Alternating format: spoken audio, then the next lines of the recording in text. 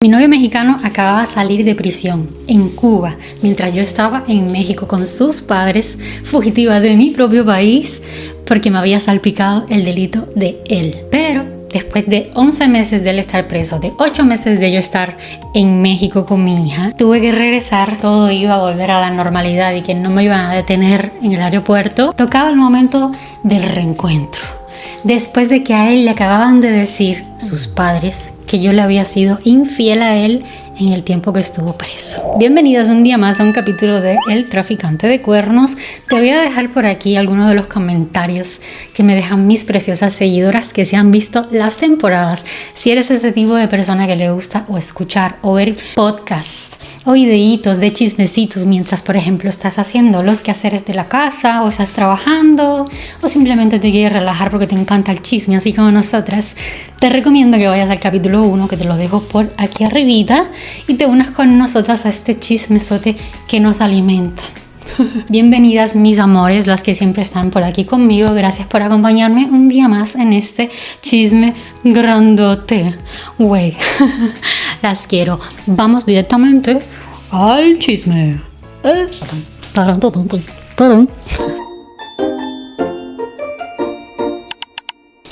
Oh, manes, ¿cómo están hoy? Cuéntenme cómo les va, qué es de sus vidas. Nos hemos quedado en que llegué por fin a Cuba a reencontrarme con el bendito traficante que me había prometido de que todo iba a estar bien, de que ya íbamos a ser los mayores enamorados del mundo mundial. Ay, por cierto, miren, me había comprado este lindo micrófono rosita para darles una mejor calidad de sonido y no andar siempre dándole vueltas a esto que vive metido aquí en la flor, pero se sabe, como que ya se han quejado algunas de que se escucha a veces bajito en el televisor. Y obviamente, como lo compro barato todo porque no tengo money, pues no sirve para nada. Lo compré en Shein, es muy lindo, rosita, tú sabes, yo con el rosa, blim blim blan blan, pero tiene un ruido ahí como si estuviésemos metidas dentro de la radio, no sé, tú sabes. Y tengo que devolverlo. Pero bueno, lo que importa es la intención. Seguiré con mi microfonito precioso, hermoso, que bueno, mal que bien, pues nos ayuda a entender el chisme. Y chicas, vamos a buscar el cepillo. El día que yo llegué con mis suegros. Acababa de llegar, me fui con la niña y tal. Lo que pasa es que como yo no quería que se reencontraran mis padres con él, les quise dar la sorpresa a ellos, a mis padres y a mi hijo también. Así que me fui primero para casa de mis suegros, para casa de mis suegros, porque en realidad esa no era la casa de mi novio, era la casa de mis suegros. En el horario en el que nosotros llegamos, todavía estaba mi hijo en la escuela. Yo así que llegué, no me fui directo a mi casa, sino que quería dejar las maletas y todo en casa de don señor traficante. Y el primer momento es en el que ya nos tocaba vernos a los ojos y supuestamente abrazarnos, y yo que tenía en mi mente así como una imagen de ay, cuando yo llegue me va a abrazar, me va a cargar como si fuese una princesa y todas esas cosas de la emoción. Y habíamos tenido una ligera reconciliación, pero ustedes saben que el más víctima no iba a portarse como un galán. Yo llegué, él bajaba en el elevador, perdón mis pelos, bajó en el elevador y ya nosotros estábamos entrando al edificio, a pesar de que sus papás ya le habían avisado, oye, ya estamos llegando, baja para que puedas ayudarnos con las maletas y todo. Cuando nosotros nos encontramos así, cara a cara, la niña como que avanzó así corriendo para donde estaba él, no sé qué, porque recuerden que pues nosotros teníamos ya una vida, entre comillas, familiar antes de irnos, y ella no sabía todo lo que estaba pasando. Más o menos sí, lo que yo podía contarle siendo pequeñita, pero muchas cosas pues no las sabía, sobre todo el tema de la infidelidad, ¿no? Ni de él hacia mí, ni de mí hacia él. Ella se avanzó así, lo abrazó y la cargó y le dio 1000 vueltas y no sé qué, o sea, lo que yo me imaginaba que iba a pasar conmigo, ¿no? Pues pasó con la niña. Yo dije, ahora mi turno, me toca, déjame coger carrerilla. O sea, yo no me abalancé sobre él, sino que normal fui, ay, qué desastre que soy. Fui normal, despacito, a darle un besito, un abrazo, nada más. O sea, yo estaba muy emocionada, con lágrimas en los ojos y todo, por verlo ahí enfrente de mí, después de tanto caos. Yo, la más enamorada del mundo mundial.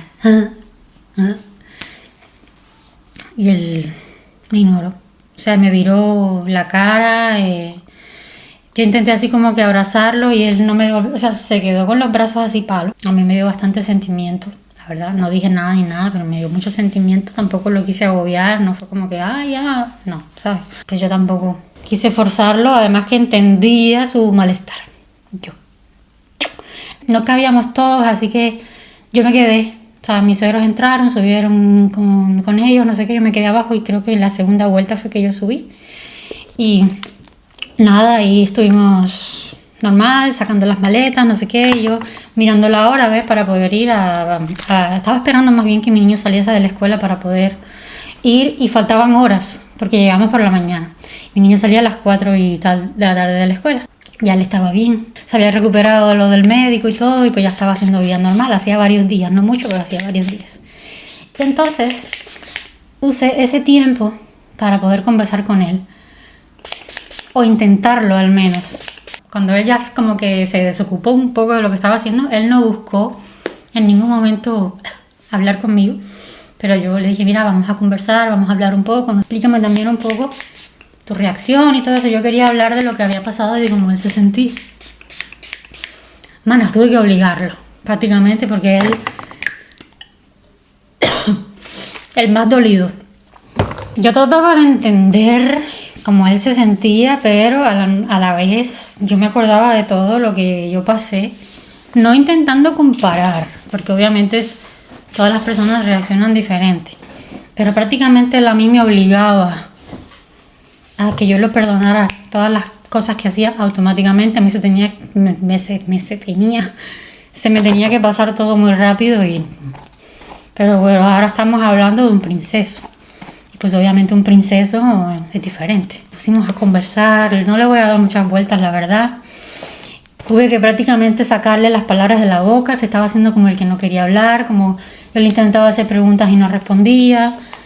Para poder llegar a una conversación como adultos fue bastante difícil, porque él a todo era o sí o no, o se quedaba callado, y me trataba de dar a entender de que no quería hablar conmigo y así, y bueno, yo quería simplemente llegar a un acuerdo, o por lo menos que me hablara de lo que sentía. Yo le decía, sácalo de adentro, ¿qué es lo que quieres decir? ¿Me quieres insultarme?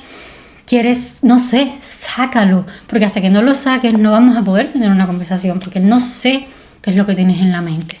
Y yo sé las cosas que hice mal, no necesito que me recuerdes las cosas que hice mal, solo necesito saber qué es lo que sientes, para trabajar en aquello que sientes, para saber si podemos volver a empezar o volver a hacer algo o recuperar de alguna manera nuestra relación o no. Entonces él todo el tiempo lo que sí me decía era que él no lo sabía, que pensaba que cuando me viera iba a tener otro tipo de sentimientos, pero que lo primero que se le vino a la cabeza fue lo del otro hombre, que si yo estaba... Yo tuve que aguantar que él se comportara de esa manera bastante tiempo.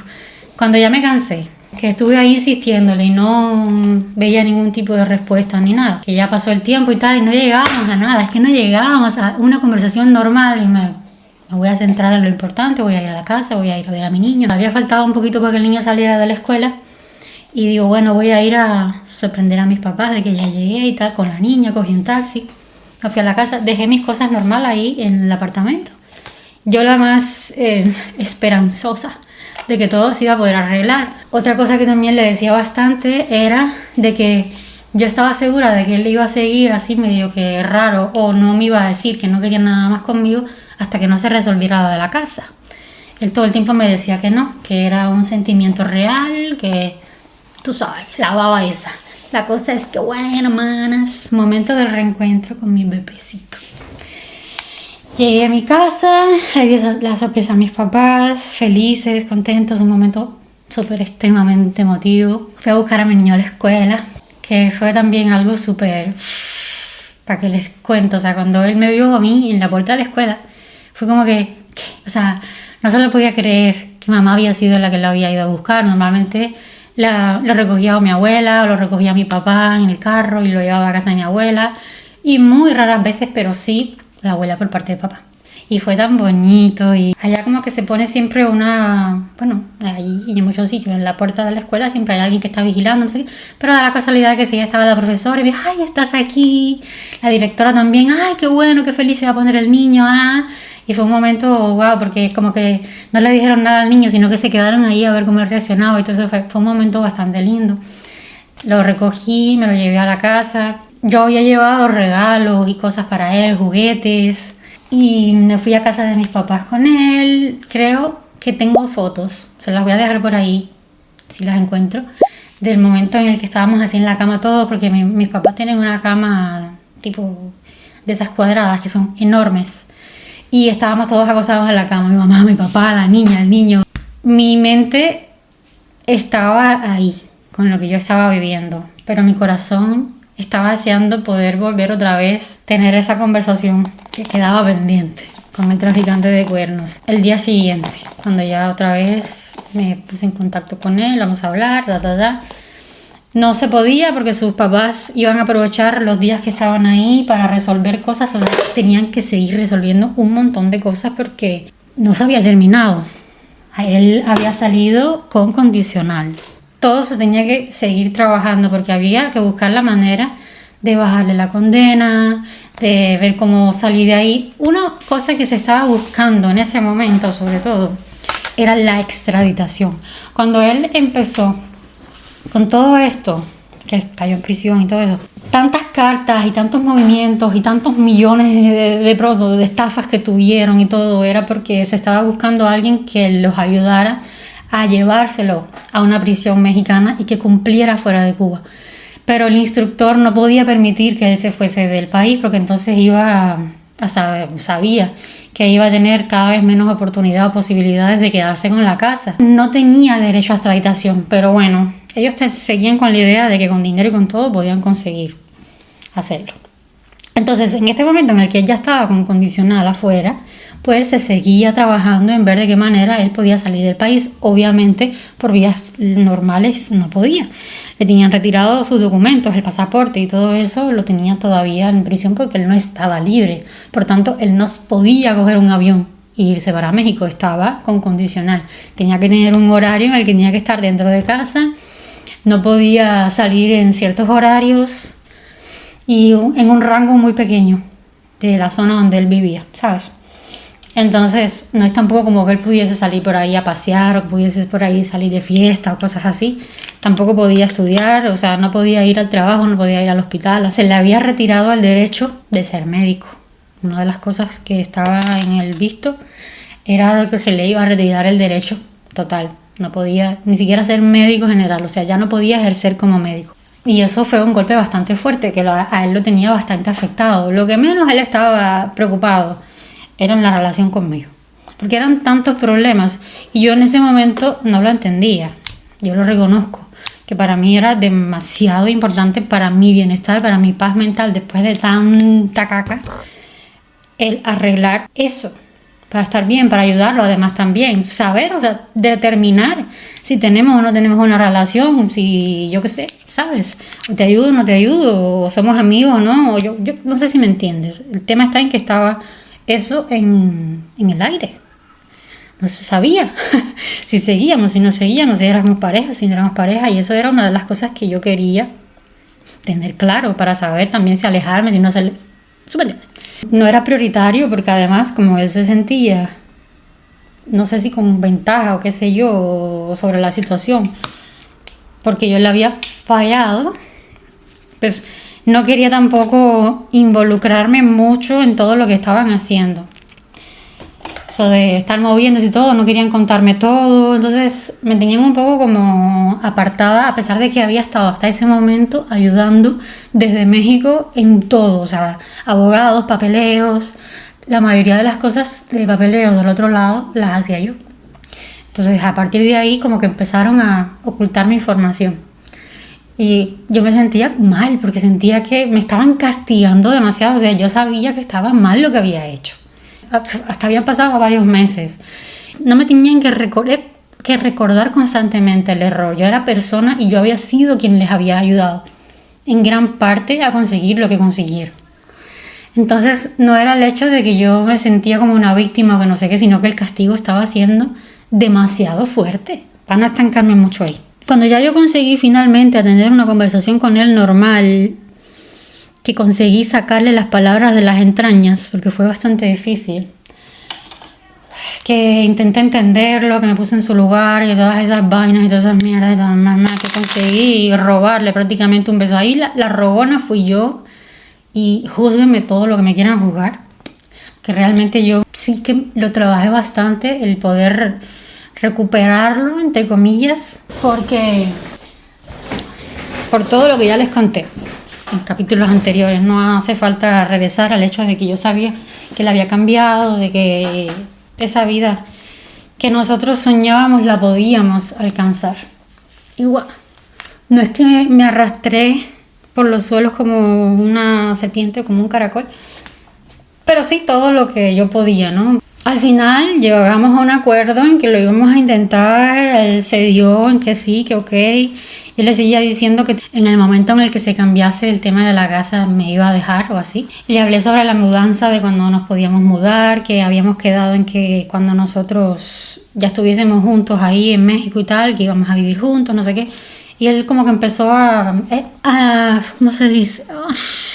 Me estoy empezando a bloquear. Lo empezó como a extender, como a no querer vivir juntos ya. Yo me siento tan mal porque siento que forcé bastante un poco la situación, ¿sabes? Y me hace sentir mal en el sentido de que en ese momento simplemente me podía haber alejado y hubiese sido mucho mejor. No es que al final no lo hice, porque al final me alejé, pero en ese momento yo me sentía como demasiado culpable, y esa culpa que yo tenía es la que no me dejaba ver más allá. Es la que no me permitía como ya se acabó, mejor dejémoslo así. Y lo voy a seguir intentando porque es la persona que yo quiero, es la persona que yo sé que va a querer a mis hijos y que los respeta y que no le va a pasar nada, ¿ya? Todas esas cosas, ¿sabes? Y me esforcé demasiado en que las cosas funcionaran, cuando en realidad en ese momento se podía haber terminado. Con los días las cosas fueron mejorando, obviamente, y con el tiempo se recuperó un poco la confianza y la conexión, a tal punto en que, bueno, me empezaron a incluir.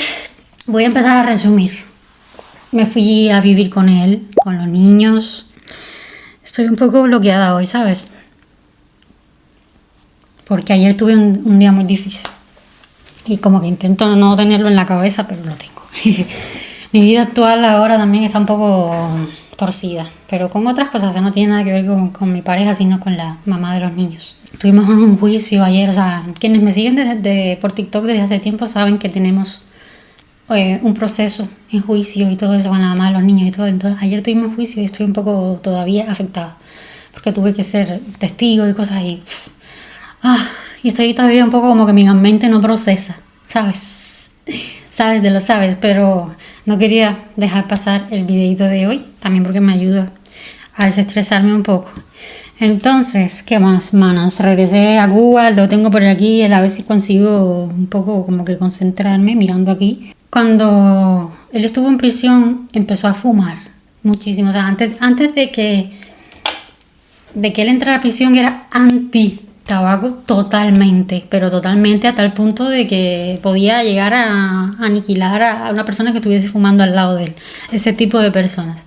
Y yo llegué a ser fumadora mucho tiempo, sobre todo en esos tiempos en el que me sentía muy estresada con él, con las infidelidades y con todo, me convertí en una fumadora compulsiva, y a veces hasta fumaba escondida porque con él no podía. Bueno, después de tantas peleas que él había tenido conmigo con el hecho del cigarro y todo eso, me tocó a mí luchar con él, porque ya yo había dejado de fumar hacía muchísimo tiempo. Entonces ahora quien le molestaba el humo era a mí. Ahora él se había convertido en una chimenea. Y ya los niños estaban en la casa, ya estábamos viviendo con él y no podía fumar enfrente de los niños. O sea, eso estaba norma general y regla de la casa. Y no, o sea, no fumaba con los niños ni nada, se bajaba, se iba para la calle o se ponía en una ventana. Bueno, fue una de las cosas que me chocó muchísimo, su personalidad nueva. Él cambió mucho en prisión. La persona que salió de ahí era diferente, ya no era la persona en la que yo me había enamorado. Pasó por muchas cosas, son bastante turbias las cosas que vivió él dentro de prisión, que lo hicieron ver el mundo de otra manera, que le afectó en su personalidad. Entonces eso también, como quiera que sea, me afectaba a mí. Es que hasta tabaco puros, de esos que tú sabes que si enciende alguien un cigarro a 10 kilómetros tú lo llegas a sentir. Bueno, era horrible estar alrededor de él, de la fumadera constante, que lo podía comprender por el estrés, pero bueno, él no quería regresar bajo ningún concepto a prisión. Y eso lo tenía él muy agobiado, que no sabía el tiempo que iba a poder estar en la calle. Él me decía, nosotros vamos a vivir juntos, pero ¿qué sentido tiene vivir juntos si esto no es definitivo? Si en cualquier momento me van a tocar la puerta y me van a regresar. No se determinó el tiempo que iba a estar en prisión, simplemente hasta que el juicio se fuese a celebrar. En el momento en el que él fuese a ese juicio que tenía una fecha tal, o más o menos tenían una idea, ahora va a ser dentro de un mes o dentro de 2 meses, que al final fue más tiempo, pero se sabía que más o menos iba a ser 2 meses máximo después de que él había salido. Y él me decía, ¿para qué vamos a estar viviendo juntos? ¿Para qué vamos a acostumbrar a los niños a esta vida familiar si yo me tengo que ir?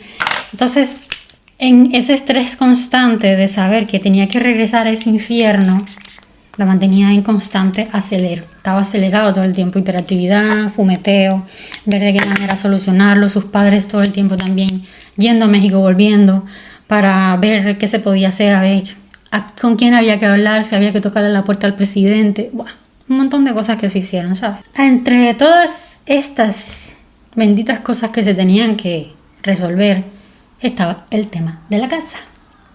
¿Qué pasó con la casa? Cuando nosotros nos fuimos a vivir juntos, ya se había resuelto el tema de la casa. Solo que pasa que yo, bueno, como hoy estoy un poco aturdida, no voy casi que en la línea del tiempo. Automáticamente, cuando nosotros llegamos, había que resolver este tema. Porque ellos no querían que la casa siguiese estando a mi nombre, ya no confiaban en mí y pensaban que yo podía hacer algo contra ellos o lo que sea, que a pesar de que yo siempre di mi mejor cara, olvídate de que yo le haya sido infiel o de que yo haya estado con quien haya estado. Eso no tiene nada que ver con la persona que yo siempre fui, que siempre estuve ahí para mis suegros, que siempre fui un hombro para llorar, que siempre pudieron contar conmigo, pasase lo que pasase. O sea, me estaban juzgando como si yo estuviese en la silla eléctrica. Todo lo que estaban haciendo es como si me estuviesen castigando psicológicamente. No sé si lo estaban haciendo a propósito para que yo me sintiese súper culpable o no sé. Cierta es que no tengo ni idea. Sí, lo hacían para que yo me sintiese mal, porque me lo merecía, porque... Tú sabes, yo no sé qué inventaron o qué hicieron que pudieron cambiar el nombre de la casa sin que yo fuese a hacer nada. Recuerden que la amistad prodigio en este momento era la abogada, la dueña del buffet, la dueña no, la jefa, ya no era dueña de nada. Entonces, lo único que me pidieron el día que iban a hacer el cambio de la casa, que ni siquiera sabía que lo estaban haciendo, o sea, esos primeros días en el que nosotros llegamos, que mis suegros estuvieron moviéndose y todo eso, estaban haciendo también el tema de la casa y yo ni lo sabía. Lo único que yo sé es que un día yo estaba ahí conversando con él, me pidieron el carnet de identidad, se los di, no sé qué, se lo llevaron y ni siquiera tuve que firmar nada, ningún papel. Lo único que yo sé es que simplemente llegaron un día con la propiedad nueva, la casa la cambiaron de nombre. ¿A nombre de quién la pusieron? Ustedes se preguntarán. Bueno. Eso fue un dilema, porque él mismo me preguntaba a mí, no sé a nombre de quién poner la casa. Es algo que debemos hacer no porque tú me hayas sido infiel o por lo que tú piensas que lo estamos haciendo. Aquí el tema no es que queremos que la casa cambie de nombre por lo que tú hayas hecho, sino por seguridad, por el hecho de que el instructor está haciendo muchas cosas para quedarse con la casa. Al estar tú aquí en Cuba, ahora ya te pueden hacer algo porque ya estás dentro del país. Nosotros tenemos que evitar que ahora que yo estoy suelto en la calle, te puedan involucrar a ti y seas tú la que acabes en prisión. Me lo ponían a mí como que era mi propio bienestar el cambio de la casa. Y yo también lo entendía, o sea, a la vez yo me sentía mal porque sentía que no confiaban en mí y que todo eso era una patraña para que convencerme, pero sinceramente y siendo fría, se entiende. Y quisieran hacer eso porque, como sea, me seguían protegiendo y sabían que podía ser una posibilidad, por muy pequeña que fuese, podía ser una posibilidad que el instructor ahora, como estaba caminando el proceso de él y ya estaba avanzado, tocaba ahora el momento de hacerme daño a mí para poder sacarnos de ahí. Así que yo le di paso, o sea, yo en ningún momento me negué. Yo le dije inclusive cuando yo llegué, necesito que esto se acabe, que ya yo no quiero tener nada que me ligue a ti, no quiero ninguna conexión, y una de las cosas que me sigue conectando a esta familia es que tengo tu casa a mi nombre. Y yo realmente me sentía dolida por cómo lo estaban haciendo todas las cosas, pero sí era un descanso no tener nada que ver con esa casa, porque había sido uno de los motivos que me había metido en todo ese problema, la razón por la que me tuve que ir del país, porque me querían involucrar a mí para poderme quitar la casa, ¿sabes? Entonces para mí iba a ser un alivio y tenía como esos sentimientos encontrados de no confían en mí, pero a la vez es lo mejor, ¿sabes? Inicialmente teníamos una idea de que podía ser el mejor amigo de él. ¿Se acuerdan del que había inventado lo del trío y todo eso? Que él tenía un buen amigo. ¿Qué sucede? Que era un mejor amigo, pero no era tan mejor amigo como para confiarle la casa, porque en Cuba todos son amigos hasta que te pueden quitar algo. Desgraciadamente eso es así. Somos muy buenas personas, pero existe dentro de esas muy buenas personas el aprovechamiento, porque es un país muy pobre. Bueno, la cosa es que no era lo suficientemente buen amigo como para poner la casa a su nombre. Aparte de que, si no me equivoco, él ya tenía una propiedad, ya había comprado una casa. ¿A quién? ¿Quién le tocó el bombo? Como decimos en Cuba, ¿a quién le tocó la lotería con la casa? En Cuba ningún extranjero puede tener propiedad. Así que tenía que obligatoriamente ser una persona local. La casa pasó a nombre del hijo del abogado, que se había convertido en un buen amigo de él, porque en todo ese tiempo que él estuvo solo, cuando yo todavía estaba en México con sus papás, que ya le había salido de prisión y todo eso, había sido él el que lo llevaba a todos sitios. Él se dedicaba en ese momento a taxi o algo así, era taxista privado, entre comillas, porque no existe eso de taxis privados en Cuba, pero bueno, particular en el sentido de que se dedican a mover a gente ilegalmente.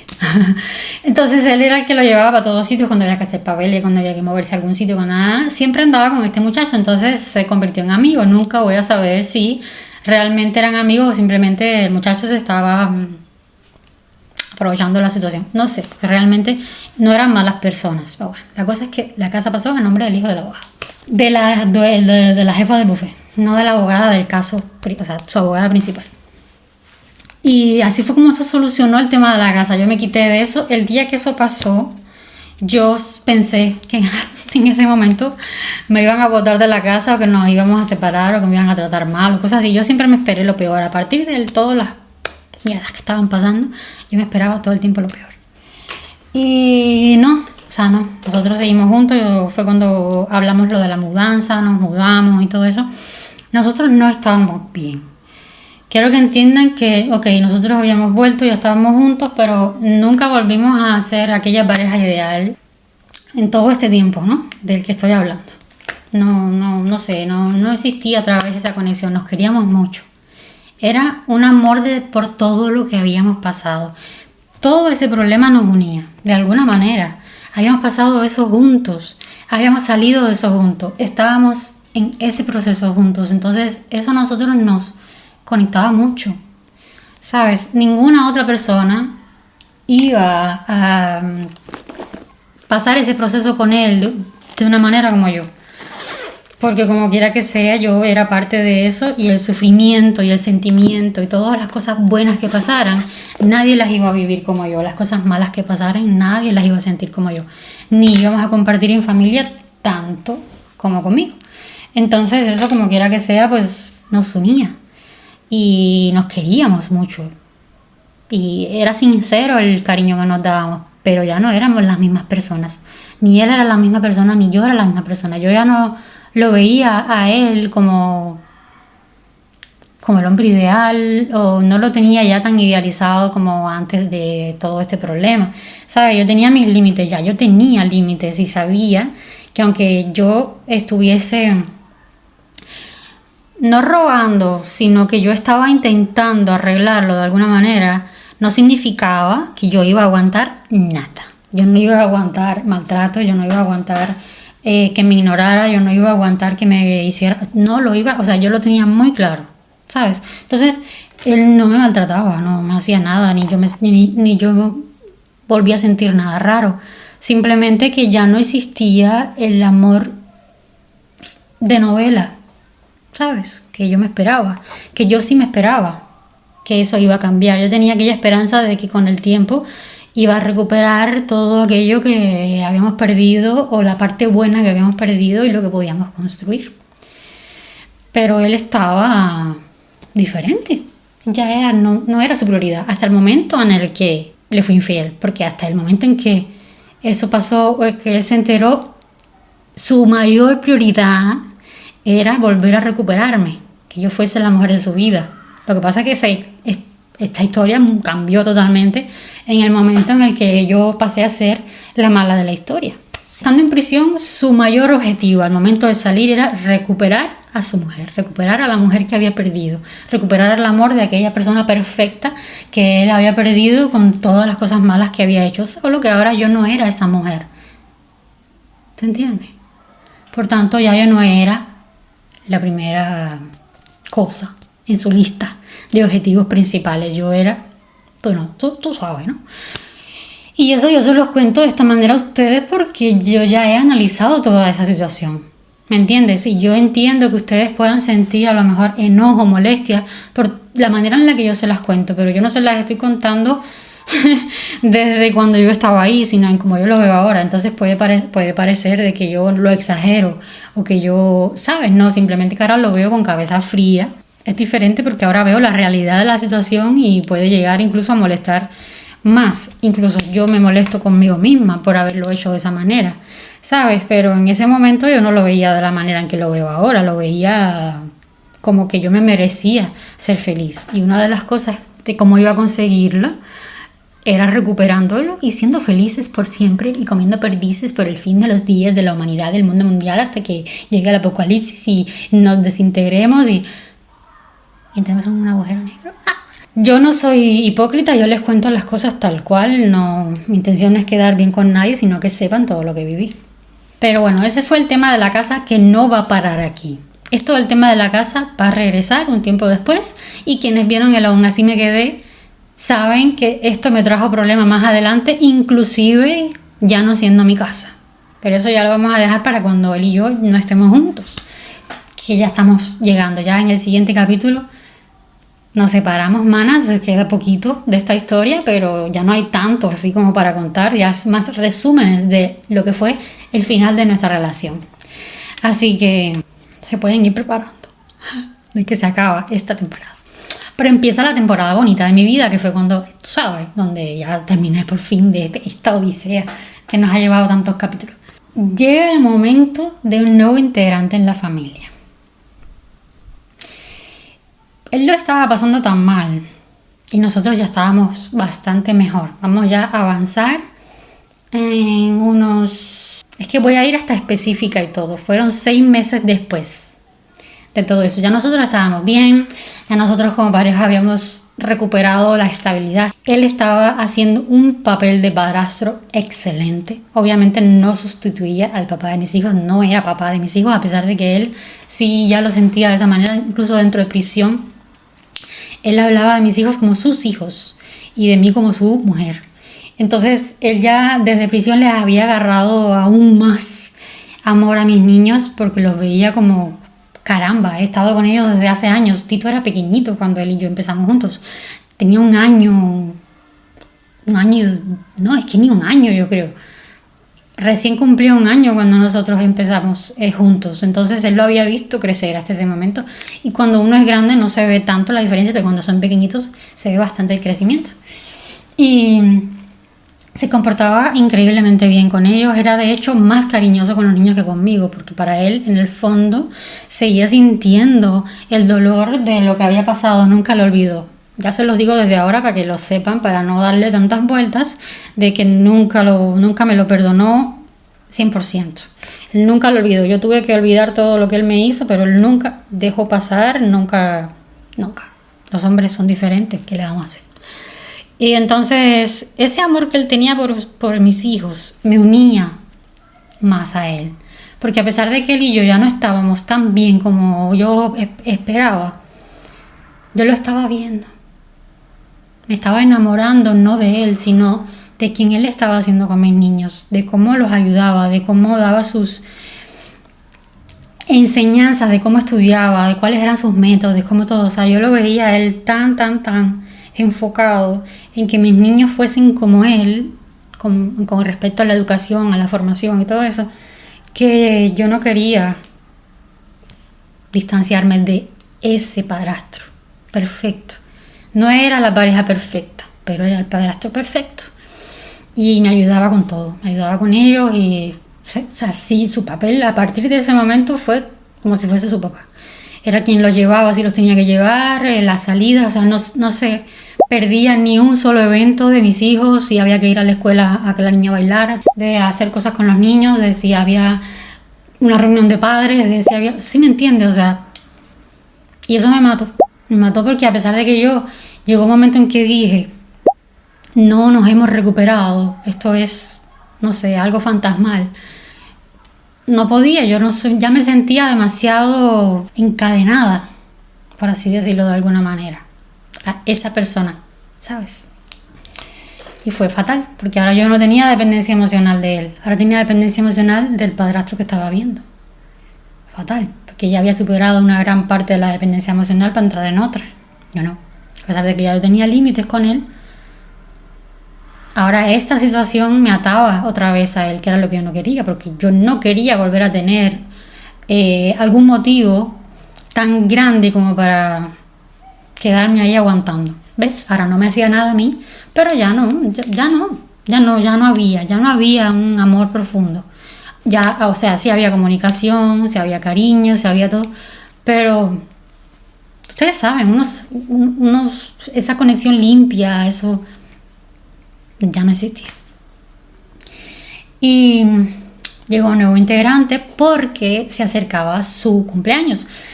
Ya habían pasado aproximadamente 6 meses de los cuales no imaginamos que iba a llegar.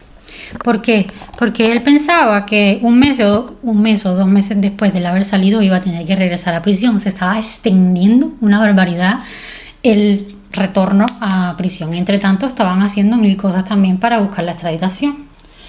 Pero yo sentía que a lo mejor él necesitaba algo que lo hiciera sentir mejor. Y yo recordé que en México él había tenido en más de una ocasión un conejito de compañía.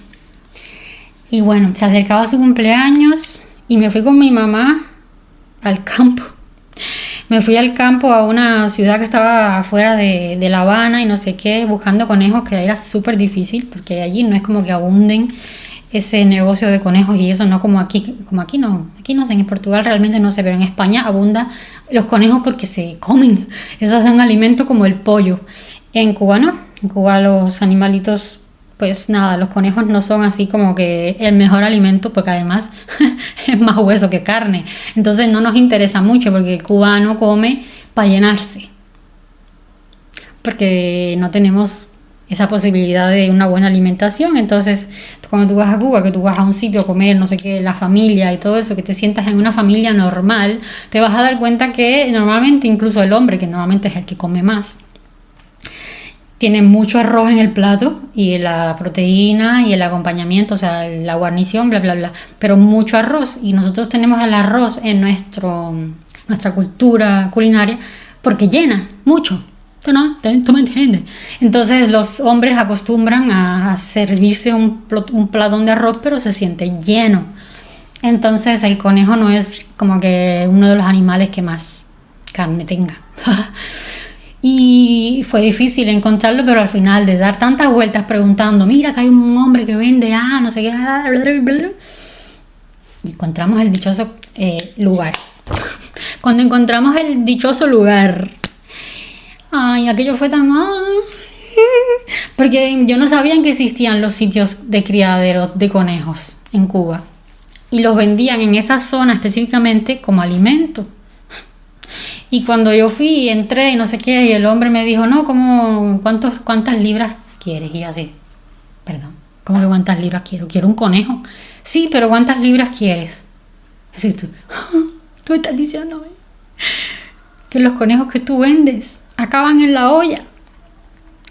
Me quería dar una cosa, yo necesito todos, los quiero todos, salvarlos y soltarlos. No, pero o sea, desgraciadamente los conejitos que crecen en ese ambiente, si los sueltas, por ejemplo, en el campo o en algún sitio, no sobreviven porque no están acostumbrados a la vida silvestre.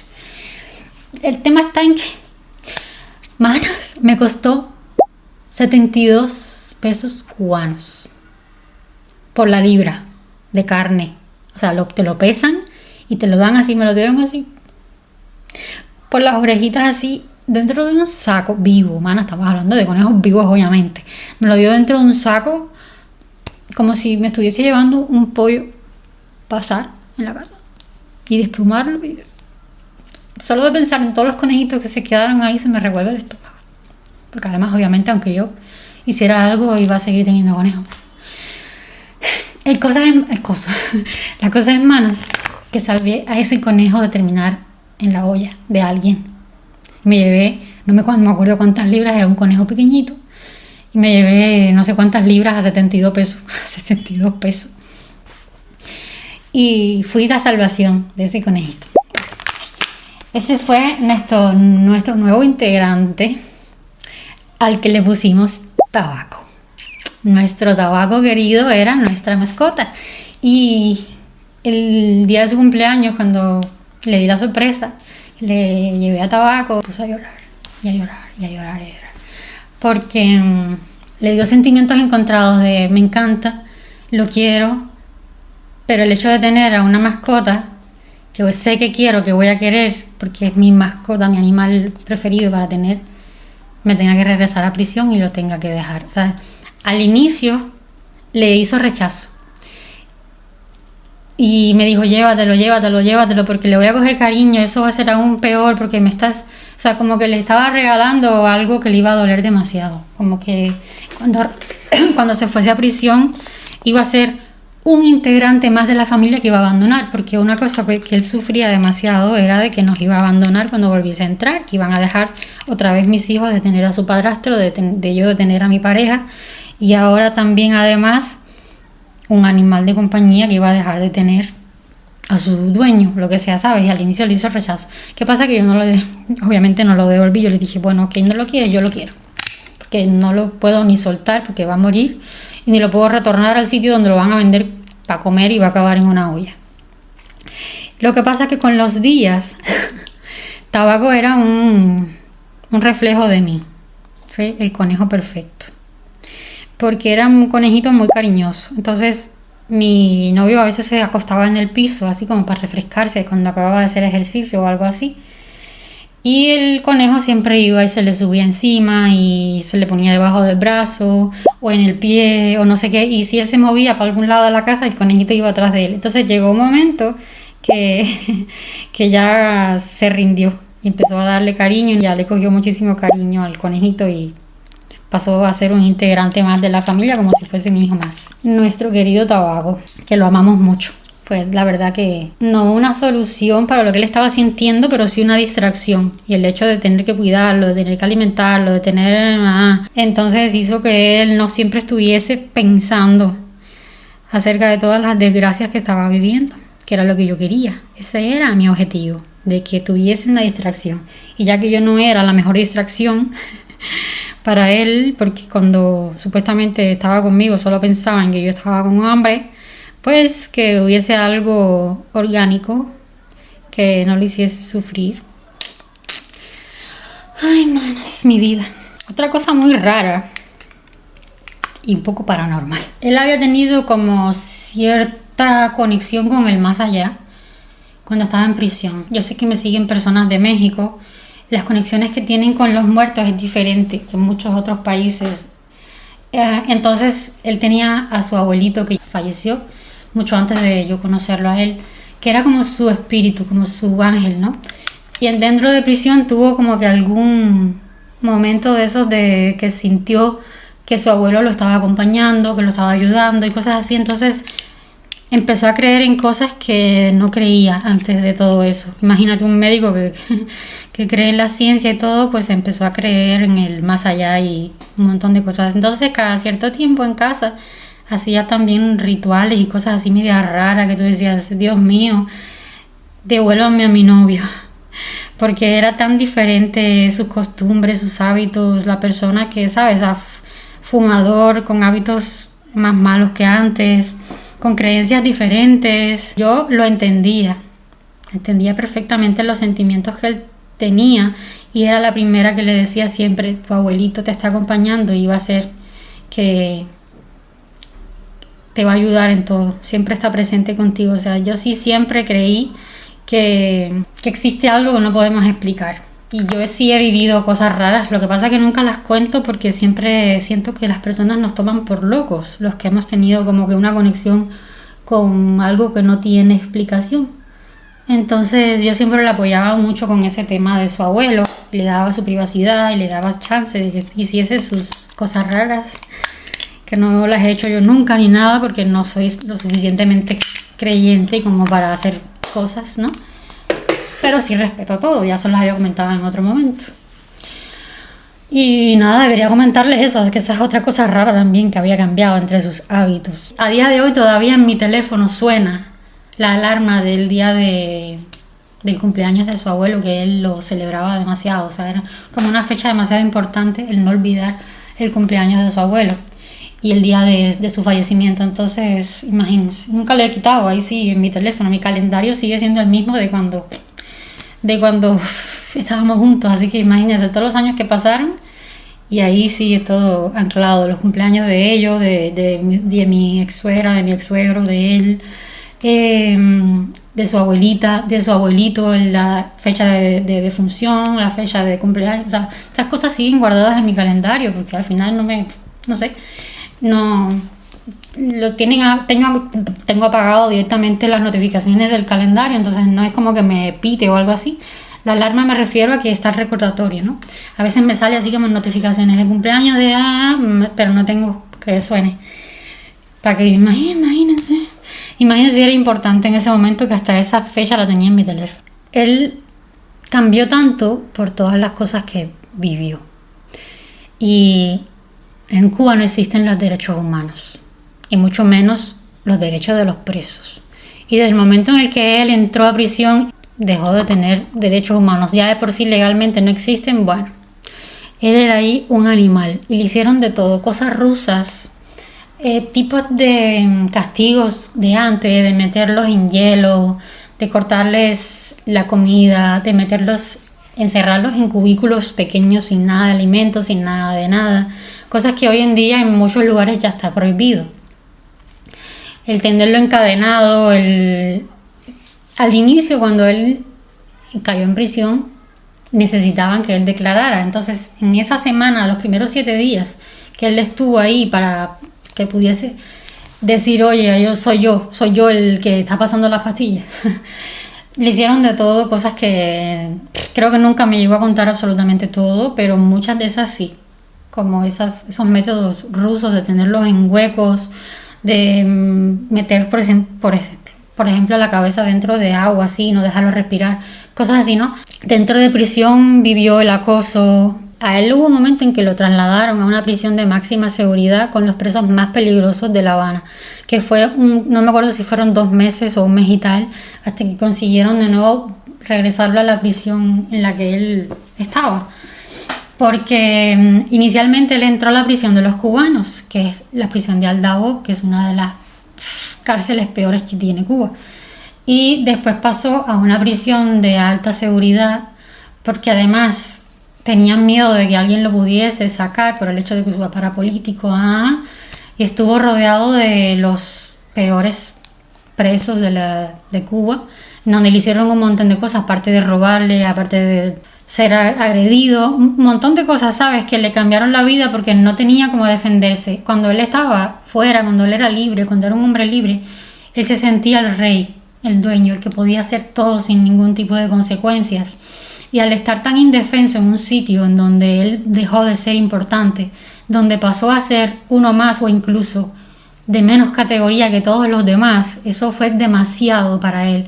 Como que le dio una luz a la realidad, como que fue algo que le pasó en su vida para que entendiese que él estaba viviendo una vida real, que no podía vivir en ese mundo de ilusiones de que él podía con todo. Un golpe a la realidad. Esa es la palabra que estaba buscando. Entonces vivió de muchas cosas que yo inclusive no consigo recordar, porque fueron cosas que él me contó demasiado fuertes.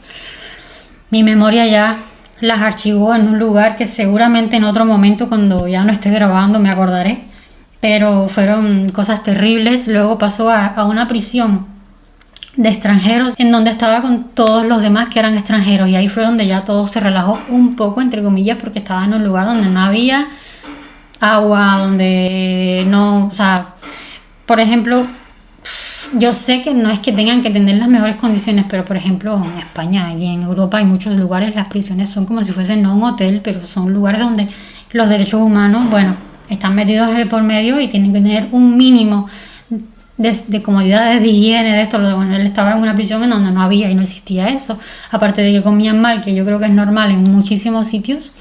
No tenían donde bañarse, no tenían, bueno, no les voy a dar tantos detalles, al final hay muchas cosas de las que no me acuerdo. Solo quería pues comentarles que lo que vivió ahí adentro fue horrible, lo que no nos podemos ni imaginar. Es verdad que estar en prisión es algo horrible, pero estar en prisión en Cuba es el doble o el triple de malo que en cualquier otro lugar.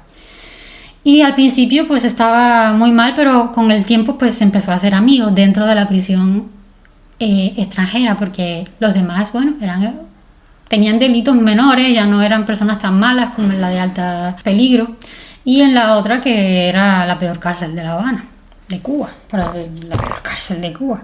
Si me acuerdo más adelante de alguna cosa, porque yo sé que fueron cosas muy, muy, muy feas, yo se las cuento. Llegó el momento de nuestra separación, que ya en el siguiente capítulo, que les voy a contar cómo fue que pasó, cómo fue que nos separamos, qué fue lo que por fin me puso el universo para que me saliera de ahí. Ya va a ser no el último, pero posiblemente el penúltimo capítulo de esta temporada. Esto va a terminar con un final bastante inesperado. Ya se lo digo en serio, que es algo que tú no puedes imaginarte. Te voy a decir, ponme en los comentarios cómo es que crees que nos separamos y por qué razón. Yo qué sé, lo que se te ocurra, porque es bastante inesperado lo que va a suceder. No sé si quienes hayan visto el Aún Así Me Quedé tengan un recuerdo de qué fue lo que pasó. Hay cosas que creo que en el Aún Así Me Quedé no conté porque eran bastante fuertes, y bueno, ya en el próximo capítulo ya sí les cuento. Que la única pista que les doy es que si esto no hubiese sucedido, lo que pasó para separarnos, quién sabe si nosotros todavía estuviésemos juntos, no lo sé. El universo fue el que me puso algo en el camino para que nosotros nos separásemos, porque yo no terminaba de tomar la decisión. O sea, yo sí quería, en más que algún momento yo le comenté, mira, vamos a separarnos, ya no estamos iguales, ya no funciona, ya no conectamos, ya no tenemos ese amor. Pero a pesar de que él sabía de que ya no teníamos esa conexión, ya no sé, o sea, todavía seguía sintiendo que podía existir la posibilidad. ¿Qué sucede? Antes de que él supiera de que yo le había sido infiel, él tenía los planes de todo lo que iba a hacer conmigo cuando saliera. Había planificado en un librito todos los lugares donde me iba a llevar, donde me iba a pedir matrimonio, la canción que me iba a poner, las flores que me iba a regalar. O sea, ¿qué pasa? Que uno de los amigos que él tenía dentro de prisión era francés, y ese amigo le dijo todo cómo era París, la ciudad, dónde podía ir, dónde podía comer, no sé qué. Entonces había idealizado muchísimo nuestra relación después de prisión, que también Eso me hizo mal a mí muchísimo, el saber que hubiésemos podido tener esa vida ideal si yo no hubiese estado con el entrenador, pero Diosito sabe lo que hace, porque yo no lo sé. Yo tengo aquella también idea de que hay personas que cambian y luego pueden llegar a regresar a ser quienes eran, porque es una cuestión de personalidad. Los valores que se inculcan en las personas desde que son pequeños son difíciles de cambiar. Uno puede cambiar hábitos, puede hacer todo lo posible por hacer sentir mejor a su pareja, pero hay cosas dentro de nuestras características, de nuestra genética, de nuestros valores, como crecimos, que no cambian, ¿sabes? Y el hecho de pasar por momentos como este, que son traumáticos y tal, sí te pueden hacer cambiar, pero quién sabe si a la larga, cuando se olvidase de todo lo que había pasado, volvía a ser la misma persona de antes. No lo sé, no tengo ni idea, porque bueno, ya les voy a contar en el siguiente capítulo lo que pasó con la ex, con la bendita prometida que tenía cuando pasó todo. Nada, manas, el universo me puso en el camino algo para que yo no tuviese excusas para seguir con él. Porque yo seguía con él porque estaba enamorada de la persona que estaba haciendo con mis hijos, del padrastro. Esa dependencia de tener una buena persona al lado de mis hijos seguramente no iba a permitir que yo me alejara mucho de él, lo que yo no, ¿sabes?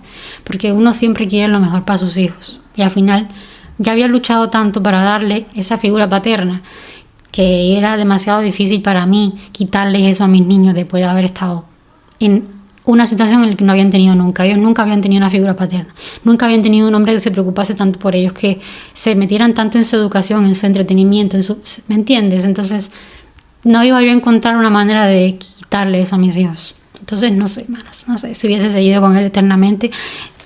Y sí, ¿qué? Así que el Señor o el universo o lo que sea que exista me soltó un disparo para que yo me pudiese alejar de él. Gracias por estar aquí, por compartir conmigo, por entender, por no juzgar en situaciones en que yo sé que son funables. Yo también lo hago, no se crean que no. O sea, yo me juzgo a mí misma, mis recuerdos son muy malos, pero a la vez me sirve ahora para que ustedes puedan tener a lo mejor una vista que yo en ese momento no tenía. Mi madre lleva 35 años con mi papá y siempre ha sido una mujer dependiente emocional de mi papá. Entonces yo viví el ver eso normal, el estar con una persona a pesar de que te hagan un montón de cosas, ¿sabes? Entonces era difícil para mí porque no conocía una vida diferente hasta que me separé de este ser, que fue cuando mi vida cambió totalmente, donde encontré mi verdadera paz interior, mi paz mental, mi todo, ¿sabes? Y a partir de ahí fue que ya todo mi camino fue de una manera con luz, una lucecita que estaba en mi camino todo el tiempo, además de que yo puse de mi parte poniendo límites. Me dan un likecito para llegar a gente linda así como tú, me ayudas un montón si compartes el enlace de mi historia por ahí, por tus redes, por WhatsApp, por historias, por donde tú consideres que pueda llegar a lo mejor a más personas que les pueda ayudar o que simplemente les gusta el chisme. No se pongan tristes porque se está acabando la historia, porque aún sigue. Después del traficante de cuernos llegó la persona que me demostró que los hombres no son malos todos, que sí existen personas de bien y que no tenía yo que pensar que nunca más iba a encontrar el amor o que... Porque yo llegó un momento en que pensé, qué asco. Uy. Sintieron mi estómago como suena, tengo hambre. No he almorzado, voy a almorzar ahora. Yo pensaba, ya no voy a estar nunca más con nadie. O sea, ni le voy a volver a dar este sufrimiento a mis hijos, que pueda salir algo mal y que luego les vuelva a quitar de nuevo una figura paterna. Nunca más los voy a exponer a nadie. Nunca van a volver a tener que pasar por esto. Ni yo tampoco, porque al final no hay nadie que me respete, no hay nadie bueno. Yo tengo un problema con la dependencia emocional. Los hombres todos son una porquería. Al principio todos son buenos y luego terminan siendo una porquería. O sea, después de todo lo que yo pasé, lo raro sería no pensar que todos son iguales. Entonces llegó la persona que realmente reparó ese pensamiento. A pesar de que ya yo había sanado y de que ya yo me sentía bien conmigo misma, yo no creía en los hombres, no creía. O sea, llegué a pensar incluso que lo mejor era cambiarme de bando, a ver si de repente pues con una mujer funcionaba. ¿no? Pero luego con mujeres lesbianas que me dijeron, ni se te ocurra, somos aún peores. Y yo, entonces, ¿qué necesito yo? ¿Un marciano? ¿A dónde, qué planeta tengo que irme yo a buscar a una persona buena, que me respete, que no me perturbe mi paz? ¿Tú no? ¿Tú? Y ya les contaré también qué pasó con el papá de Tito más adelante cuando yo me separé de este ser. Otro chisme. Pero vamos, que no se preocupen, que se acaba una temporada pero empieza otra, la de el camino a la felicidad. Las quiero mucho, yo soy Eli, más conocida como la cubana del pijama rosa. Nos vemos en el próximo capítulo.